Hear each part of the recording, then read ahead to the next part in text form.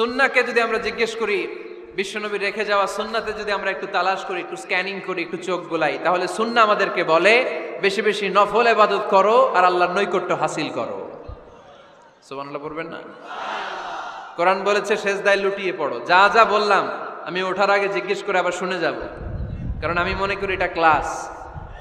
এটা কি ক্লাসে পড়া দেওয়া নেওয়া আছে না নাই? এতক্ষণ পড়ানোর পরে জিজ্ঞেস করার দরকার আছে না নাই?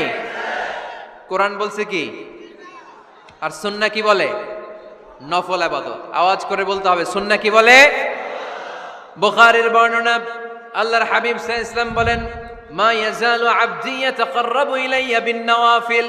বান্দা যত বেশি নফল ইবাদত করতে থাকে, করতে করতে করতে করতে বান্দা আমার কাছের নৈকট্য প্রাপ্ত বান্দা হয়ে যায়।